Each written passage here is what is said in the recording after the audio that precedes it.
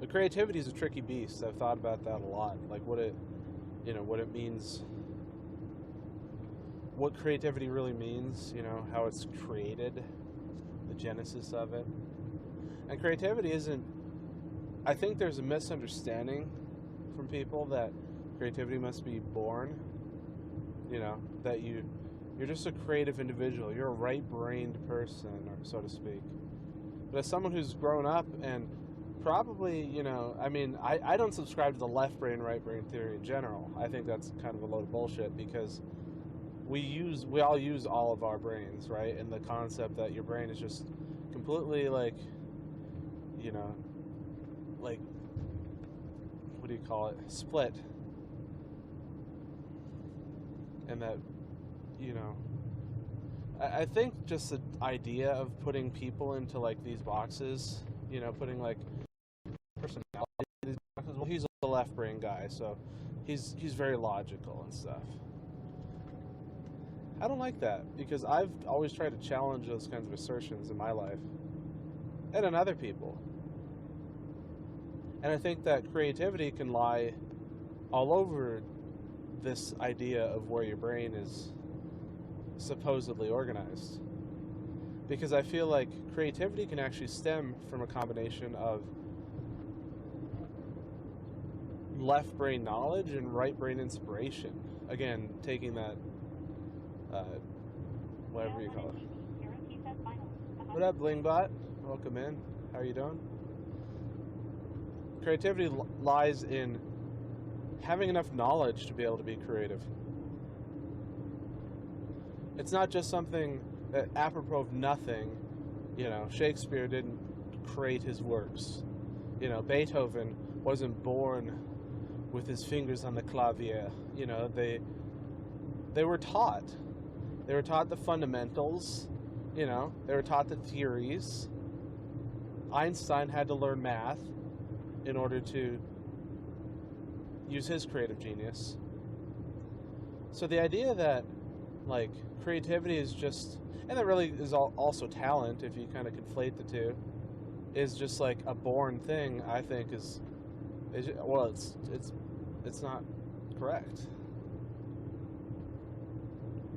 And this is something I'm learning in my 30s because I used to think in my 20s, in my teens, when I was really like, you get sort of like epistemological, right? In your teens, you start to examine yourself and the people around you and your abilities and like where you fit in on the world, and then 20s is like exploration of that idea, like who am I, what am I into, what am I becoming? And finally, once I reached 30, I guess I didn't spend too much of my 20s thinking about that. What I did was I'm like, I need to build a foundation of things that I want to do. What do I want to do? Not what I want to do with my life, not what is my purpose in life, but just what do I like doing? What do I want to have a talent in? Right? It's like, because ultimately, that's true. Yeah, 30s is like, well, I guess I'm here. So there's two parts to that though. There's the, if you spent your 20s trying to figure out what you are, by 30s, a lot of people expect that they should know who they are, which I think is also bullshit because a lot of the best people I know, or not the best people, a lot of the happiest or like most content, I don't think happiness is a good measure for life either, but that's a completely different philosophy. Some of the people who have the most fulfilling lives, like even some of my family I've talked to, they didn't figure shit out. I mean, they're figuring shit out in their 30s, but they're happier. I think he's happy and like, smiley and shit. It's more just like, they don't worry as much about the petty stuff. They don't worry about what they're supposed to be. They just worry about experiencing life, curating people, curating experiences. And that's really what it's all about.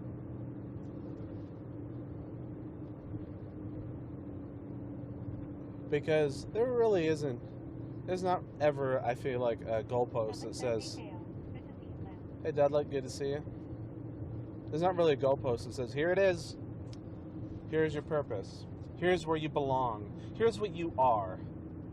And that is the thing that has bothered me, I think, the most in my life. And, you know, in families, I guess we kind of tend to do that. And in school, they tend to lump us into, like, categories. And oh shit, I hope it's not raining over there. It's not supposed to rain here, but if it is, we'll just go for a little Sunday drive without the droning.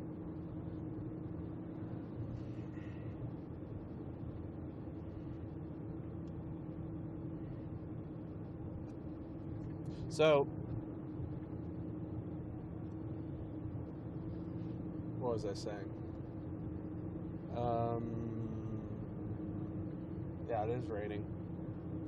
Alright, I gotta make a quick stop here, and then we'll get on the road toward the Missouri River.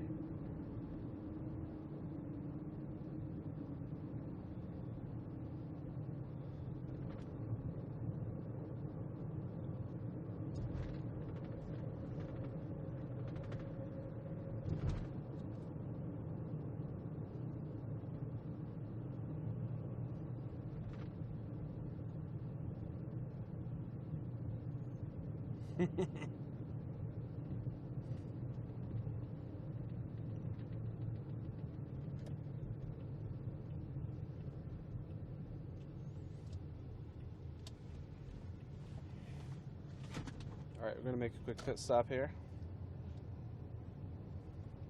This is Manhattan, Montana, not to be conflated with Manhattan, New York City.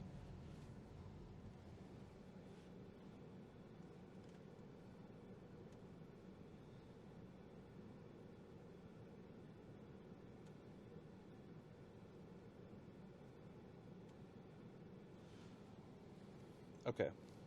So Dad, like you said, I don't know about that, but I've found that doing art and chasing moments of learning means more to me the older I get. And I'm feeling the same way. You know, it's kind of the entire point of this rant is that I've spent most of my time the past few years just learning what I want, just creating what I want.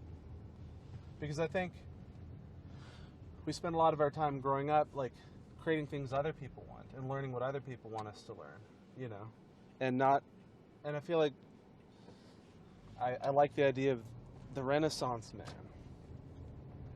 or the Renaissance person in general, someone who pursues whatever discipline they want, you know, maybe becomes a master in one, maybe they don't, you know, doesn't see the boundaries between art and science or the boundaries between, you know, any discipline, but rather just like, well, I want to learn, I want to create things, you know. If you don't create things, that's fine, but I feel like one of the I turned TTS off for a second. One of the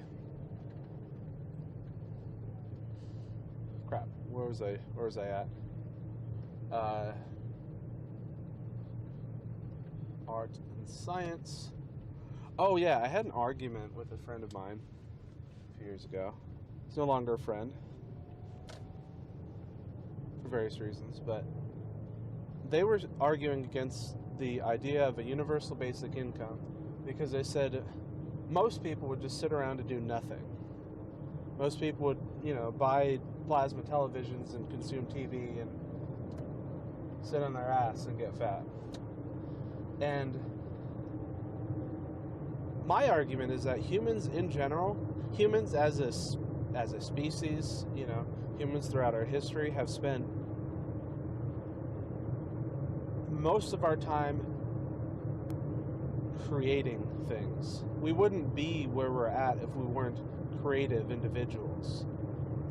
If you think about it, why did the proto-humans in the Olduvai Gorge spend 500,000 years manufacturing stone tools?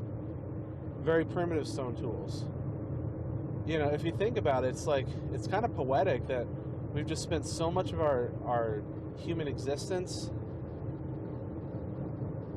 trying to get better and creating things, not for the sake necessarily even of survival, because see, once we figured out survival, then we started creating art, and art is a form of communication. And I feel like communication is essential to our survival, right? Being able to pass down stories can save your children's lives and their grandchildren's lives, and that becomes part of a culture. It becomes part of religions, is survival. All of that knowledge is written into our lineages. So to say that there's a distinction between art and science, or psychology and art, or I can only use part of my brain while I'm driving up, but I feel like I'm getting to a point here. To say that there's some distinction and lines between them, and that they should be treated individually, and that I feel like there's a lot of crossover. And that crossover, in this intersection of that crossover, is where I think we can find fulfillment in our lives. And also, on the flip side, maybe spending less of our time trying to figure out what the fuck it's all about, and more time just doing things, more time using. I feel like our human brains, they want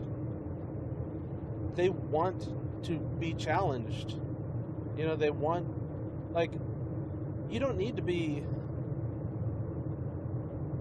Picasso or Renoir or Monet or Van Gogh to create, to paint, right? And I think so many people spend their lives wishing they could do something like that. Oh, I wish I could paint. I want to paint. And rather than just picking up a paintbrush and saying, okay, let's see where this goes. How many great artists have we missed out on because they were afraid? They're afraid of failure.